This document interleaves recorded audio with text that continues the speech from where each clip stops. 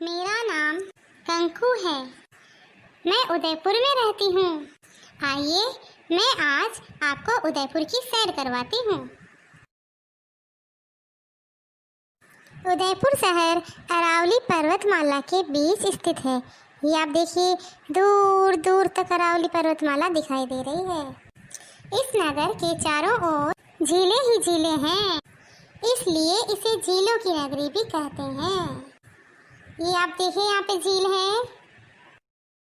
उदयपुर में पिछोला, स्वरूप सागर, फतेह सागर, उदय सागर, दूध तलाई, जना सागर आदि झीलें हैं। इनके कारण ही उदयपुर को झीलों की नगरी कहा जाता है। ये देखिए पिछोला झील कितनी सुंदर है ना। बरसात की ऋतु में तो इन झीलों की छटा और भी बढ़ जाती है। ये झीलें कश्मीर से होड़ करती हैं, यानी कि इसकी सुंदरता के आगे कश्मीर भी फीका लगने लगता है। अब कश्मीर कोई खाने की चीज़ तो है नहीं जो फीका लगेगा। कहने का मतलब ये है कि इसकी सुंदरता के आगे कश्मीर की सुंदरता भी फीकी लगती है। इसीलिए हमारे उदयपुर को राजस्थान में कई लोग राजस्थान का कश्मीर भी कहते हैं। ये हमारे लिए बड़े गौरव की बात है। चलिए अब मैं आपको नेहरू उद्यान दिखाती हूँ। ये देखिए, ये नेहरू उद्यान है। ये फतेह सागर झील के बीच में बना हुआ है। देखिए कितना सुंदर है। बड़ा ही सुंदर लंबे लंबे पेड़, बड़ा ही सुंदर बगीचा है ये। जिस तरह से इस झील के बीच में नेहरू उद्यान बना हुआ है, उसी तरह से उदयपुर की सारी झीलों के बीच में कुछ ना कुछ बना हुआ है जो बहुत ही आकर्षक है। जैसे जग निवास, जग मंदिर। चलो मैं आपको अब जग मंदिर दिखाती हूँ। ये देखिए, ये जग मंदिर पैलेस है। कितना सुंदर लग रहा है ना। ऐसा लग रहा है जैसे पूरा महल ही है। ये पानी के बीचों बीच चारों तरफ हरियाली और ये महल बनाया हुआ कितना सुंदर लग रहा है ना। इसमें रेस्टोरेंट और होटल भी हैं और लोग यहाँ पे भोजन भी करते हैं और इस नहर में नौका विहार भी करते हैं। ये देखिए जग मंदिर पैलेस का शाम का दृश्य कितना अद्भुत है ना। अब मैं आपको इसका रात्रि का दृश्य भी दिखाऊंगी। ये देखिए, ये जग मंदिर पैलेस का रात्रि का दृश्य कितना अद्भुत है ना। ऐसा लगता है जैसे स्वर्ग ही धरती पे उतर आया है। बिल्कुल इसी झील की तरह उदयपुर की सारी झीलों का रात्रि का दृश्य इसके जैसा ही लगता है। तो आप ही बताइए, ये हुआ कि नहीं हुआ स्वर्ग। इन झीलों की एक खास बात और है कि इनका एक झील का पानी दूसरी झील में, दूसरी झील का तीसरी झील में, ये ऐसे इनका पानी एक दूसरी झीलों में चला जाता है। यानी कि ये अपना जल एक दूसरी झीलों को ही देती हैं।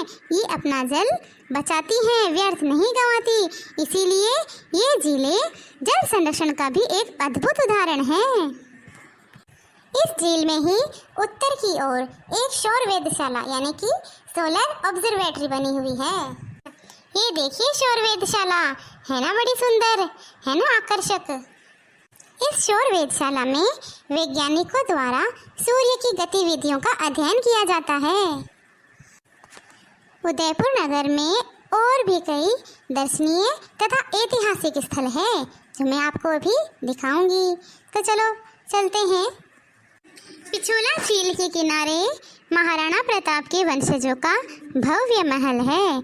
इसमें कांच का काम तथा चित्रकारी अद्वितीय है। यानी कि इसमें जो कांच का काम किया गया है और जो इसकी चित्रकारी है वो इसके जैसी और कहीं नहीं है। इतना सुंदर भव्य महल है। फतेह सागर के किनारे पूर्व की ओर, पूर्व दिशा में मोती मगरी नाम का एक प्रसिद्ध ऐतिहासिक स्थल है। मोती मगरी, इस पर चेतक घोड़े पर सवार महाराणा प्रताप की विशाल प्रतिमा है। यानी कि बहुत बड़ी मूर्ति है। ये देखो, ये मोती मगरी स्थल है।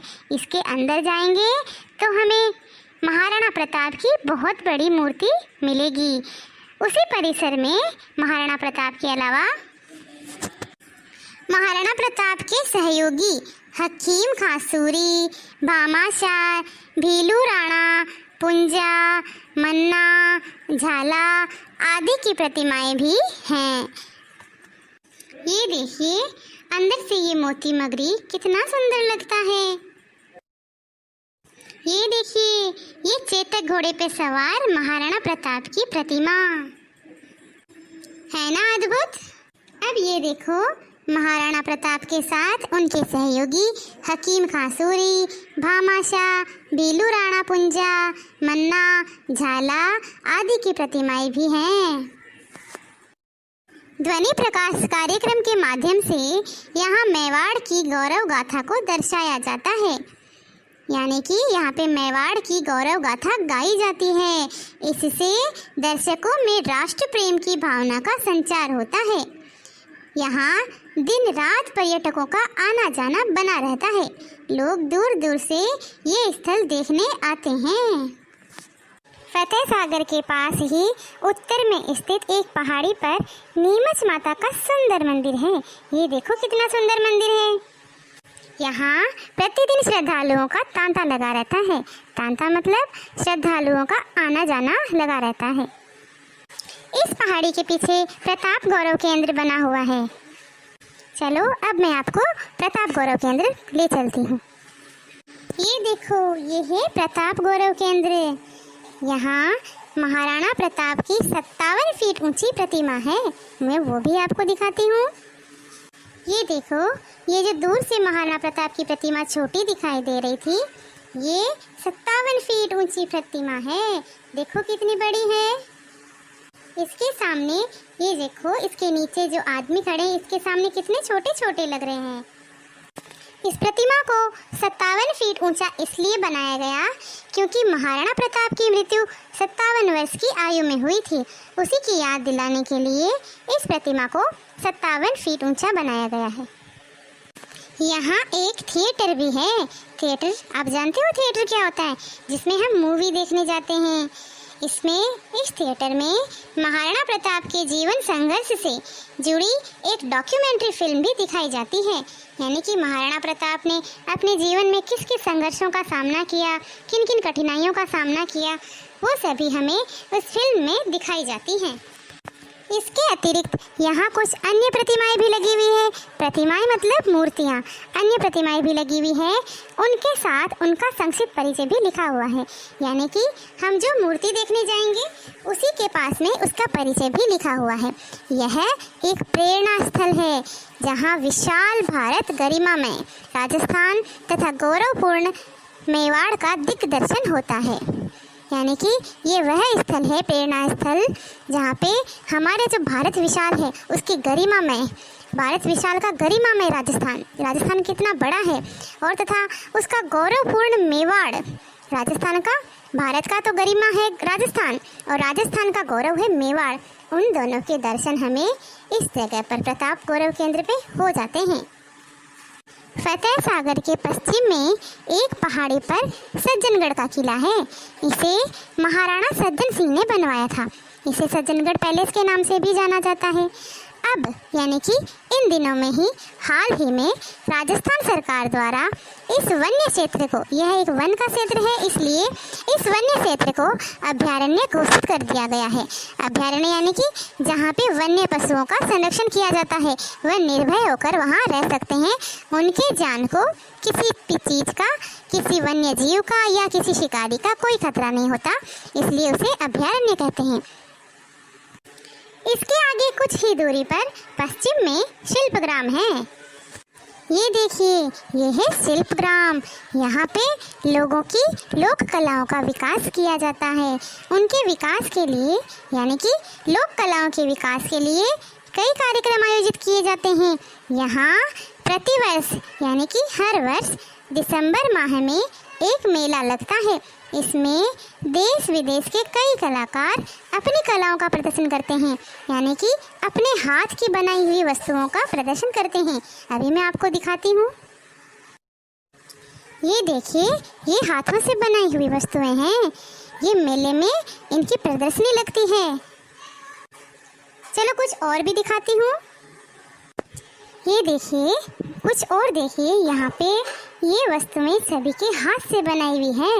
इनकी प्रदर्शनी दिसंबर के महीने में मेले में लगती है। झीलों की इस नगरी में गुलाब बाग तथा सहेलियों की बाड़ी नाम से 2 सुंदर बगीचे हैं। गुलाब बाग में भांति भांति के गुलाब खिलते हैं। इनकी भीनी भीनी महक से दर्शकों का दिल बाग बाग हो जाता है। दिल बाग बाग होना मतलब दिल खुश हो जाना, बड़ा ही खुश हो जाना। यहाँ एक चिड़ियाघर भी है, चलो आपको गुलाब बाग ले चलते हैं। ये देखिए, ये है गुलाब बाग।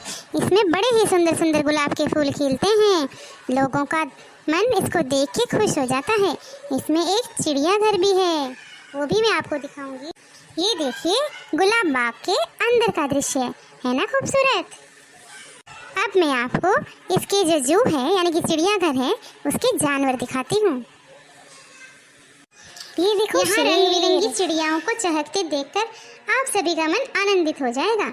यहाँ बच्चों की रेलगाड़ी भी है। आपने रेलगाड़ी देखी है? यहाँ पे बच्चों की रेलगाड़ी है। आप चाहो तो इसमें यात्रा भी कर सकते हो, किंतु टिकट लेना मत भूलना। इसके अलावा यहाँ पहले भालू, शेर, चीते, बंदर आदि सभी रहते थे। यहाँ शेर की दहाड़ें सुनी जा सकती थीं।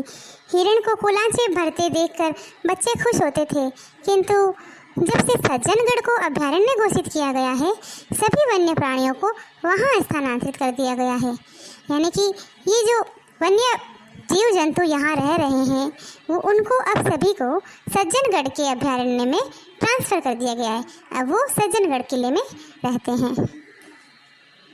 चलो अब हम सहेलियों की बाड़ी की तरफ चलते हैं। गुलाब बाग तो हमने देख लिया, अब हम सहेलियों की बाड़ी देखते हैं। ये देखो, ये है सहेलियों की बाड़ी। आपको पता है, जब इस बाड़ी में फव्वारे चलते हैं एकदम जन्नत का सा नज़ारा लगता है। जन्नत समझते हो? जन्नत का अर्थ होता है स्वर्ग। ये देखो, ये फव्वारों का दृश्य कितना सुंदर लग रहा है, ये बिल्कुल जन्नत के जैसा। इन झीलों के किनारे वर्ष में 2 बार मेले लगते हैं, एक हरियाली अमावस्या का और दूसरा गणगौर के अवसर पे।